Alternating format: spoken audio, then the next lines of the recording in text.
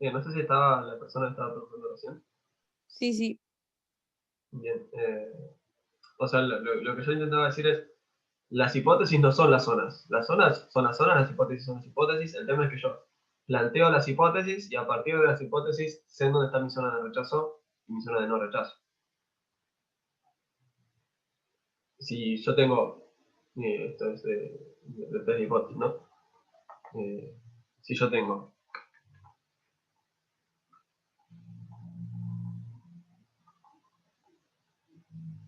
cualquier parámetro, ¿no? Vamos a hacerlo así.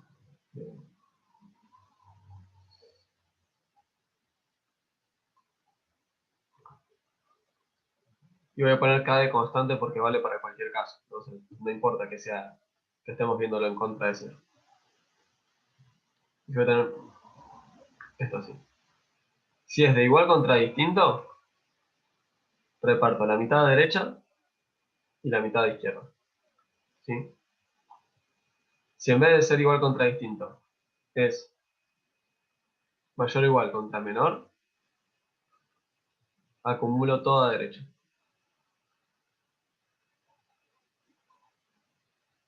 Y si es menor o igual contra mayor, acumulo todo a derecha. Y yo lo que decía era que me voy a arreglar la mnemotécnica, lo que podía hacer era dibujar esa flechita. Si es igual contra distinto es fácil, ya saben que es dos colas.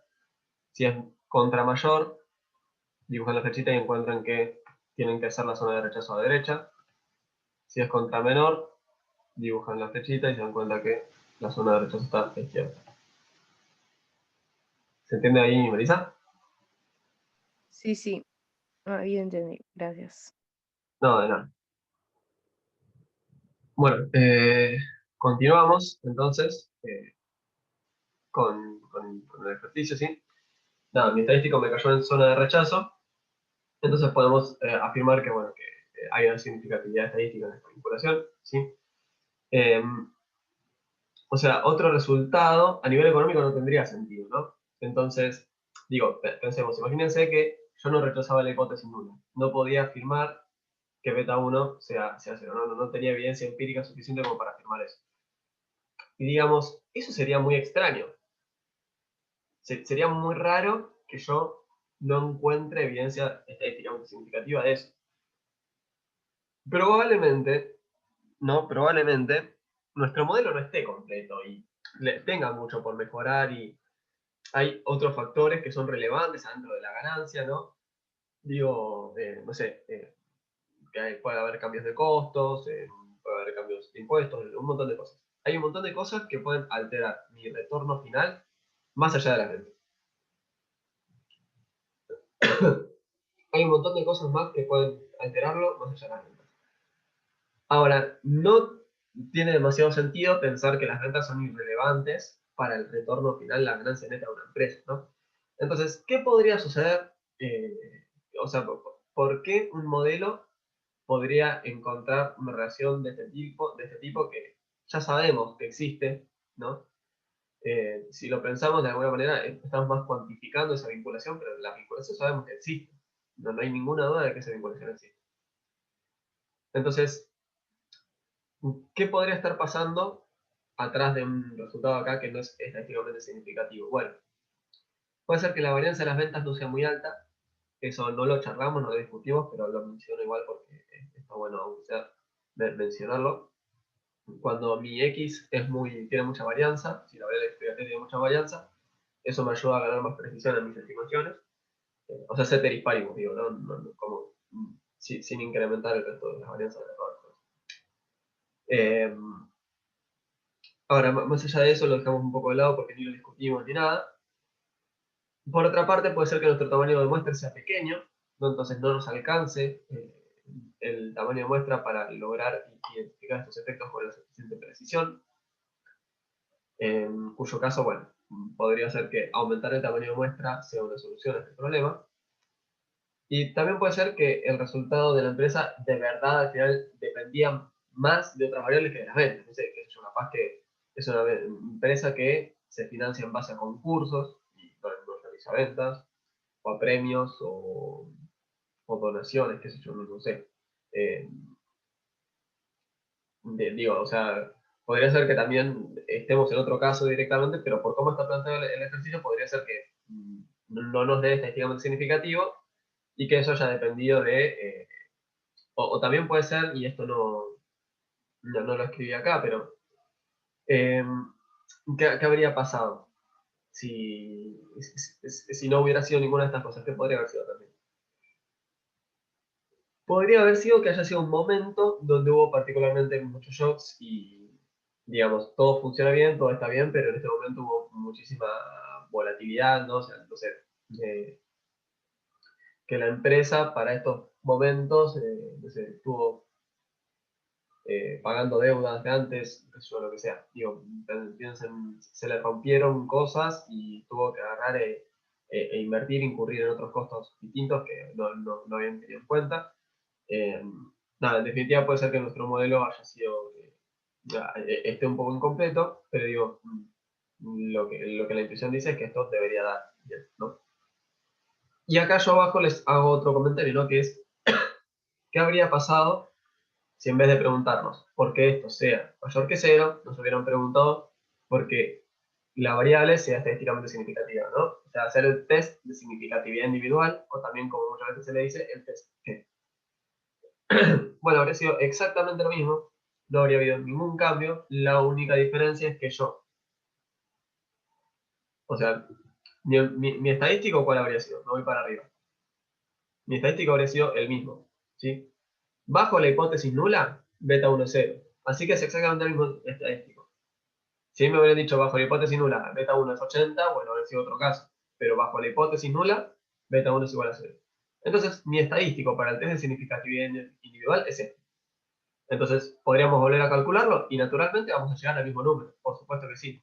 Vamos a llegar a este número. Este va a ser el estadístico. Va a ser lo mismo que antes. Y nosotros vamos a compararlo contra un P crítico que va a ser distinto. ¿Por qué? Porque yo venía de estas hipótesis, ¿no? Yo venía de menor o igual contra mayor. Entonces, yo acumulaba todo alfa, ¿sí? Yo acumulaba todo mi alfa acá, a la derecha. Además, hagámoslo bien. Bueno, mi definición de hacerlo bien, ¿eh?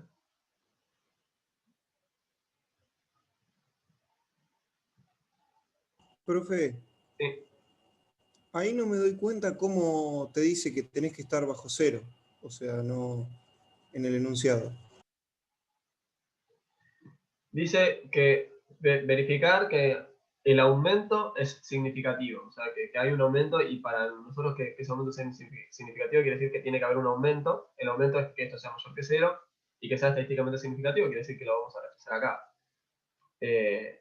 O sea, cuando acá habla de significativo, no habla de magnitud, sino en términos estadísticos, el enunciado, ¿no?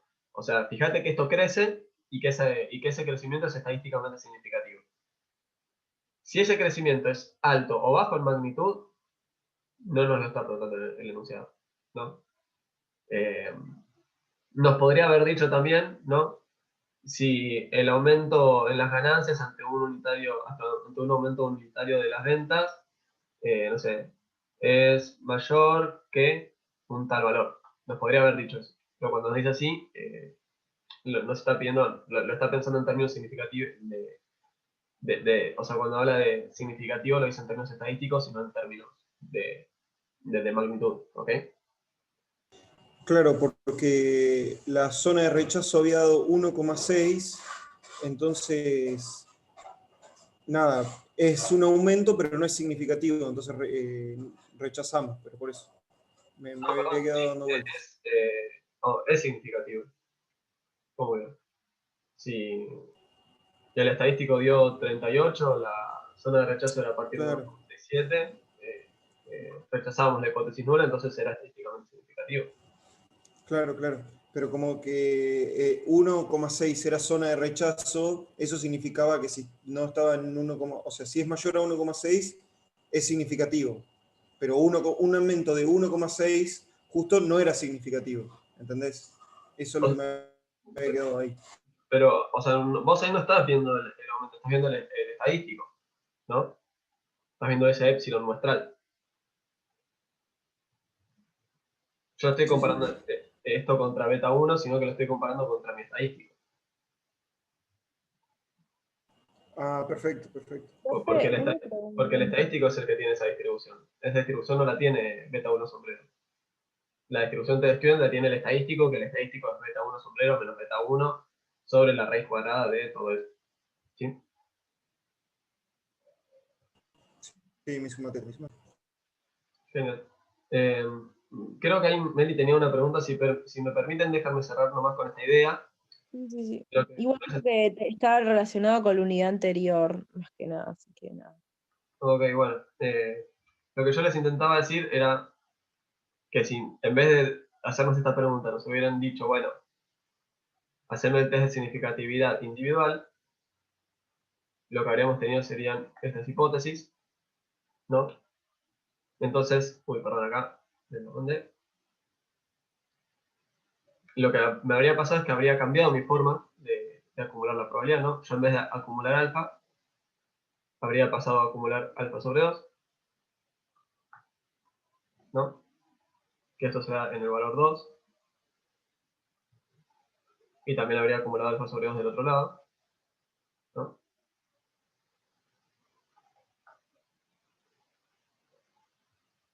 Y de todas formas habría rechazado mi hipótesis nula, ¿no? Porque menos 38 está como por acá bien lejos.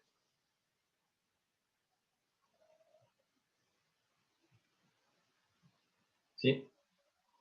O sea, tipo, no me habría cambiado todo esto. Eh, si no hay ninguna duda con esto, entonces sí, Melissa preguntando. Más que nada estaba relacionado con la unidad anterior, que cuando sacabas Z era 1 menos alfa. Ese era el valor y ahí comparabas si caía en zona de rechazo o zona de no rechazo, ¿no? O sea, acá estamos trabajando con la distribución de Stewart, ¿no? Nosotros podemos tener estadísticos que distribuyen normal, que distribuyen t-student, que distribuyen chi cuadrado, que distribuyen f.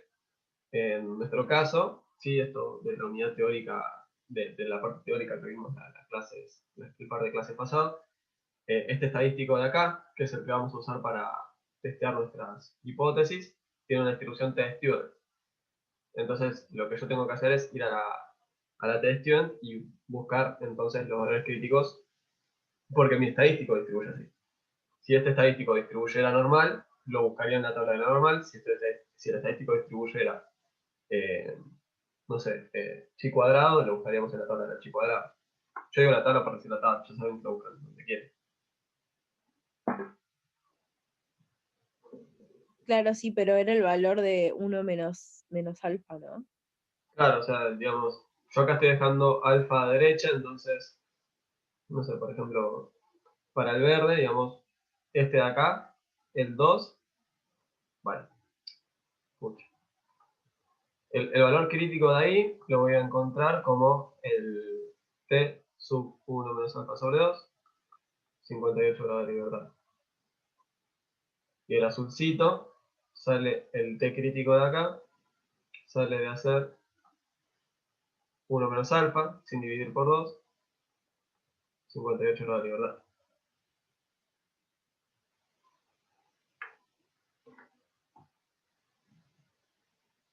Ok, gracias. Genial. Bien, ¿algo más por acá?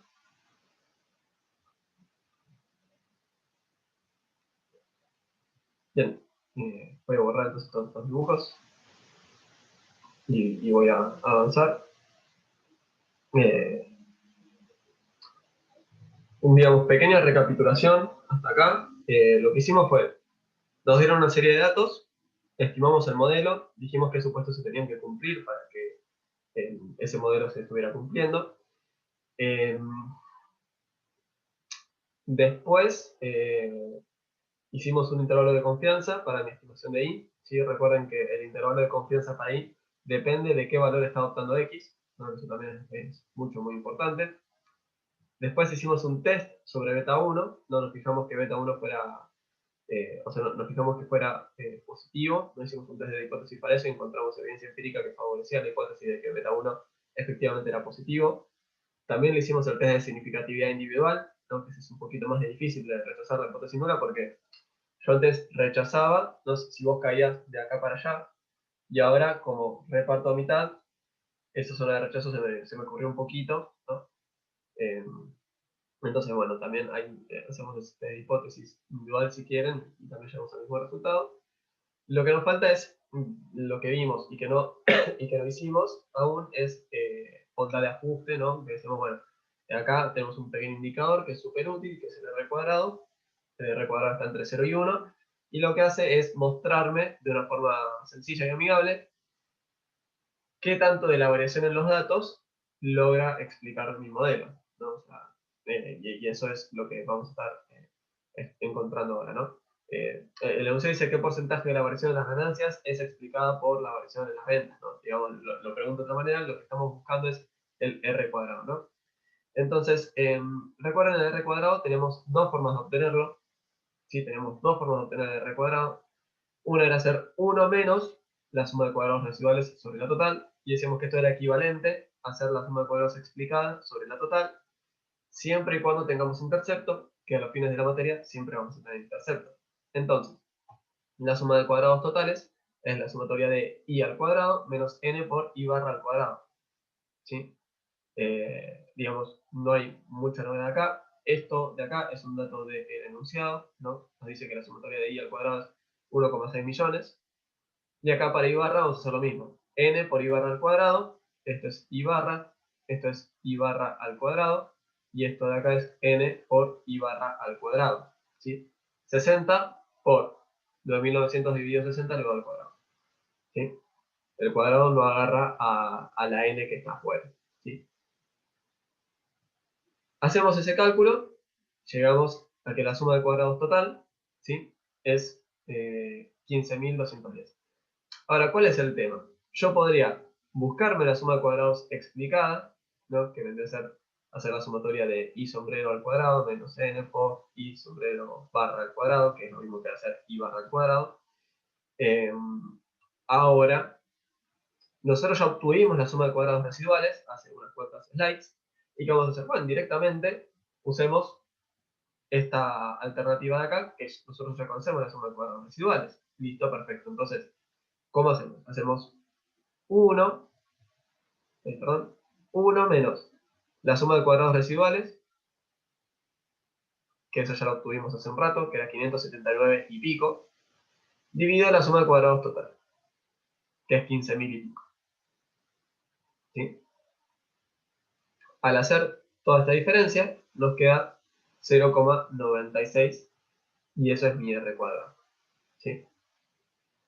O sea, nuestro modelo logra explicar un 96% de las variaciones en las ganancias. Que es un valor altísimo, que está súper bien, que nos hace confiar muchísimo en nuestro modelo.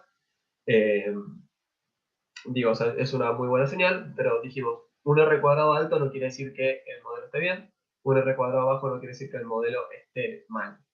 Eso no es lo que nos define que un modelo esté bien o mal, pero en definitiva, una característica deseable de un modelo es que el R cuadrado sea tan alto como sea posible, pero insisto en que puedes tener un modelo con un R cuadrado bajo que sea consistente, que sea superior en todo aspecto con un modelo con un R cuadrado alto. ¿Sí? ¿Se entiende hasta acá? ¿Avanzamos? Ahí vi que habló alguien por el chat. Me mandaron una imagen. ¿Está bien? Bueno, avanzo. Igual cualquier cosa me pueden ir frenando. Bien, el modelo consta de una sola variable explicativa. Lo que cabe destacar es que no corresponde decir exclusivamente las ventas, porque también tenemos un intercepto, ¿no? Y nuestro modelo está estimado con intercepto, ¿no? Entonces, la interpretación más apropiada es esto que decíamos recién, ¿no? Pero bueno, respondiendo a la enunciado, bueno, el 96% de la varianza en la ganancia neta es explicada por esta varianza. El resultado es razonable, ¿no? O sea, casi toda la ganancia se ve explicada por el modelo, ¿no? Que el modelo es solamente las ventas, en definitiva, no tiene otra variable explicativa qué sé yo, eh, inversión del periodo anterior, ni idea, digo, gasto en publicidad, qué sé yo. Digamos, es directamente lo que estamos analizando es la involución contra las ventas, entonces casi toda la ganancia se ve explicada por eso, ¿no? Digo, tiene muchísimo sentido. Eh, entonces digo, ¿por qué no el 100%? Bueno, en algunas observaciones quizás hubo algún costo que el modelo no contiene, ¿no? Por ejemplo, yo acá puse arreglar una máquina, puede ser, no sé, el costo de contratar a alguien, costo de despedir a alguien, costo de, no sé, algún impuesto, alguna deuda, amortizar algo, no sé. Puede haber un montón de cosas que nuestro modelo acá no está conteniendo. El valor es muy alto, pero y acá llegó, o sea, acá ¿no? En la práctica es normal que nuestros R cuadrados sean bajos y no nos tiene que alarmar, ¿no? O sea, no nos tiene que preocupar demasiado.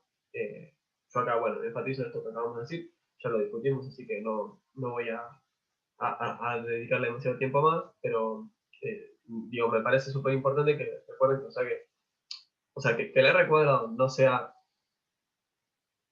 el criterio único, definitivo, absoluto del mundo mundial para definir que un modelo esté bien o mal. No, o sea, digo, yo me acuerdo que en algún punto cuando a mí me bombardeaban la cabeza diciéndome el R cuadrado no sirve para esto, y o sea, en algún punto yo decía, bueno, entonces ¿para qué no sirve? ¿Para qué voy a calcular el R cuadrado si en definitiva yo no sé si el modelo está bien o mal? No me agregó nada. Y digamos, no, en realidad está diciendo muchísimo, pero hay que tener presente cuál es la pregunta que nos están haciendo. O sea, yo no voy a buscar el recuadrado para responder si el modelo está bien o está mal. Sí, o sea, estoy respondiendo otra pregunta. Si uno quiere responder si el modelo está bien o está mal, tiene que hacer otra cosa, no tiene que ver el R cuadrado. Ahora, el R cuadrado en sí es un indicador súper útil, relevante y que nos dice un montón de cosas. Pero no nos va a decir que el modelo, listo, ya está, este modelo está aprobado porque tiene un R cuadrado alto, este modelo no sirve porque tiene un R cuadrado bajo. ¿Está bien? Responde la pregunta que vos le haces. Es así. Eh, Bien, el resto de la guía, ¿sí? Les comento un poco lo que tiene la guía, y no sé qué hora es, pero me parece que ya nos quedamos sin tiempo, sí, son menos 10, así que vamos a cerrar acá, ¿ok? El resto de la guía es así. El 2, el 5 y el 6 tienen la misma idea que el 1, o sea, nos van a dar estos valores de estas sumatorias, y vamos a tener que encontrar la vuelta para despejar lo que ellos nos pidan, la misma sintonía. El 3, el 4 y el 7, lo que tiene es algunos datos, que como decíamos más temprano, bueno, son pocos datos porque si uno tiene que estar, o sea, no están pensados para que uno lo resuelva computacionalmente, entonces, bueno, digamos, directamente son poquitas observaciones y uno puede trabajar. Eh, Ustedes ya están en condiciones de resolver todo, o sea, ya tranquilamente pueden resolver todo. Eh, Los aliento que lo hagan, que me manden preguntas. Yo por una semana más seguro que voy a seguir abstraído de la realidad. Pero nada, como siempre me pueden mandar mails o preguntarme al final de la clase. Y bueno, y ahora la idea sería pasar a practicar en R, que no nos alcanzó el tiempo, son menos 10 ya, y eh, digamos, entre que iniciamos R y todo, se nos va a ir hasta el tiempo que nos queda. Así que el miércoles hacemos la práctica que preparé para R, que ya está subida al campus. Si quieren pueden ir descargándose los datos y viendo de no sé, pueden ir viendo, descargarse los datos y chequear que funciona. Eh, Así para la clase que viene ya saben que no se van a encontrar con ninguna sorpresa. Eh, por acá estamos hechos, ¿sí? Quedamos con la clase de hoy. Creo que Melissa quería hacer una pregunta, pero Sí, bueno, sí. cerramos acá la clase. Que tengan un buen día todas, todos, y nos vemos el miércoles. Nos quedamos con vos un rato, ¿ok? Dale, les mando un beso. Melissa, ¿me Mi querés? pregunta era de las unidades anteriores, que yo estuve haciendo ejercicios y algunas cosas, estas preguntas son medias tontas, pero no me confunden mucho y no sé cómo sacarlo. Cuando te pide, por ejemplo, sacar el intervalo de confianza, o sea, 1 menos alfa, cuando no te lo da y lo tenés que sacar. No sé cómo se hace eso. O sea, cuando no, tenés que sacar qué cosa, perdón. Igual, perdón, te voy a corregir en algo que es que ninguna pregunta es tonta. O sea, empecemos de esa base. Sí, ¿Perdón?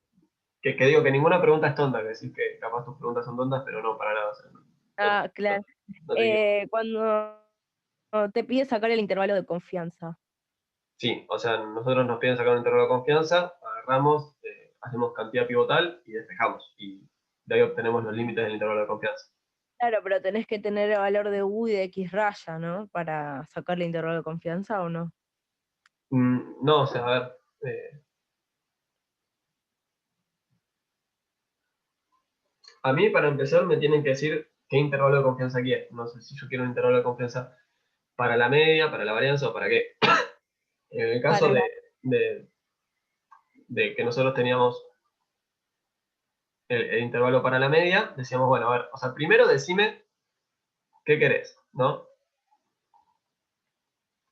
Entonces el enunciado nos iba a decir, bueno, yo quiero el intervalo para la media, para esto, para lo otro.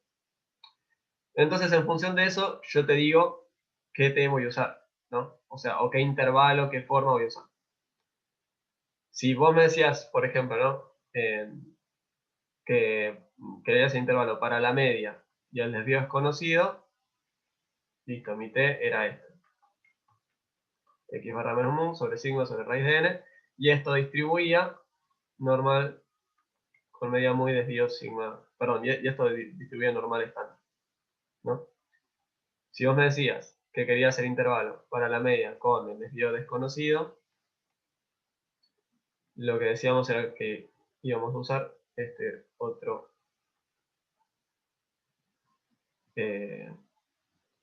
esta otra cantidad pivotal,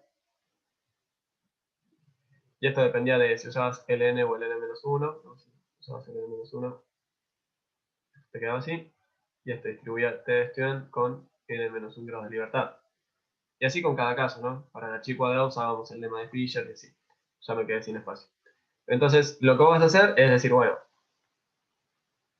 yo tengo una t, sí, voy a borrar esto de acá, una t con alguna forma, ¿no?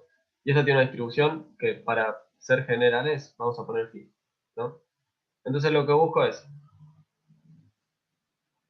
la probabilidad de que t esté entre estos dos puntos. Acá me quedó metida las camaritas, así que las voy a poner para allá. Y esto de acá es igual a 1 menos alfa. Entonces, si cuando yo estoy trabajando media y desvío conocido, lo que hago es buscar en la tabla z alfa sobre 2, z1 menos alfa sobre 2. Si estoy buscando el caso de la media con desvío desconocido, voy a buscar en la tabla t alfa sobre 2, t1 menos alfa sobre 2. Si estoy buscando para la varianza, ¿no? Que nosotros ese lo hacíamos con una chi cuadrada, ¿sí? Todo partía de acá.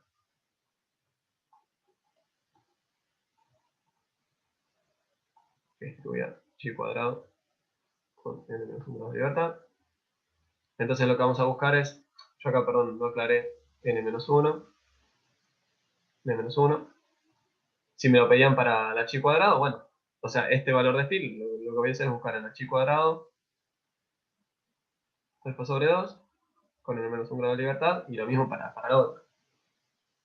Y lo que hacíamos era de acá adentro despejar el parámetro que nos interesaba. Tipo, si estamos en este caso, lo que nos interesa es mu, lo voy a despejar mu. ¿Sí? Ah, ok, gracias. Y después tenía otras dos preguntas con respecto a, o sea, alfa sería el nivel de significación.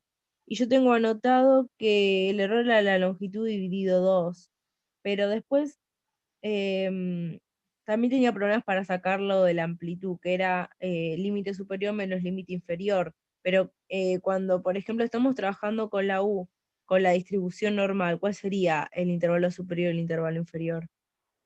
O sea, perdón, la longitud es el límite superior menos el límite inferior, ¿no? Y esto también decíamos que era 2 por el error de precisión, ¿no? Que eran distintas formas de decirle lo mismo. Ahora, en intervalos de confianza, ¿sí? Alfa vendría a ser el nivel de riesgo.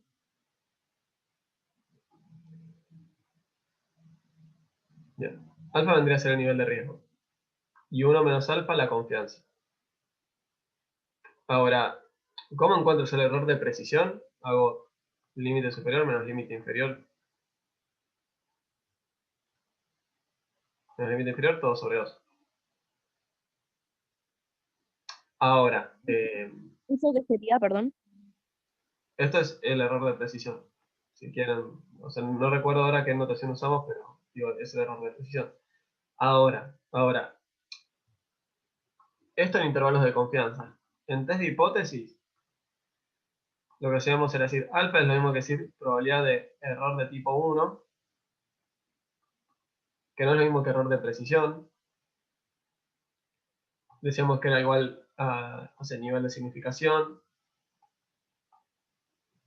Decíamos como que estas tres formas eran de decirle alfa, pero yo al principio, digamos, estaba trabajando con test de hipótesis, digo, con intervalos de confianza y acá no tenía ninguna hipótesis. Esto es confeccionar un intervalo de confianza para el parámetro que a mí me interesa, ¿no? Con un cierto nivel de riesgo asociado a ese intervalo de confianza. En test de hipótesis, yo lo que hago es sigo hablando de alfa, pero digo, bueno, alfa es mi probabilidad de error de tipo 1, que también le puedo decir nivel de significación. ¿Ok? Ok. No te veo muy convencido igual. Sí, o sea, es como que me cuesta sacarlo lo de la amplitud, digamos. ¿Ok? Cuando tenés que averiguar el valor de n, por ejemplo, ahí tenés que saber el valor de la amplitud y nada, eso me confunde bastante. Claro, bueno, o sea, para eso, fíjate que en la clase nosotros dijimos siempre, o sea, siempre hicimos esto de decir, bueno, parto de esta expresión, ¿no? Y decíamos, bueno, yo esto después lo despejaba, ¿no? Me quedaba algo de este costado, acá adentro me quedaba el parámetro que me interesaba a mí, algo del otro costado, y esto es igual a 1 menos alfa. Entonces, o sea, fíjate, estoy bastante seguro de que esto fue lo que hicimos, Meli, en la clase de intervalos, o sea, tipo, tirábamos esta expresión y después esta expresión.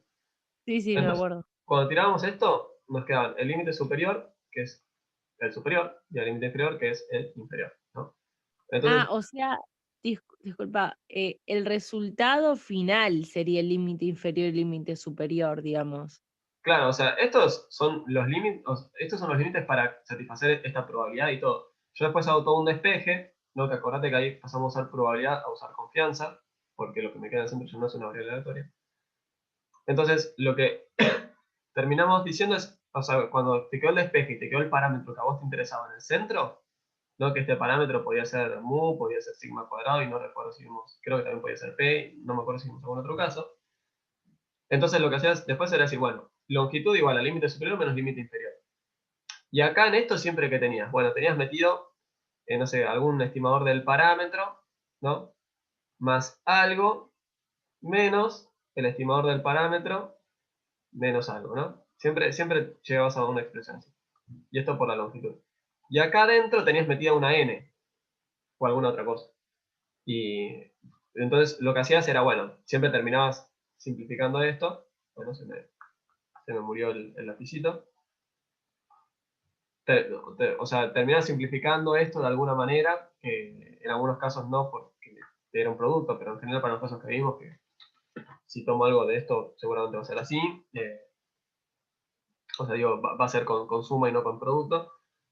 Esto de acá se te iría y te va a quedar acá metida una n, no, por ejemplo, vos me estás diciendo cómo sería para sacar n.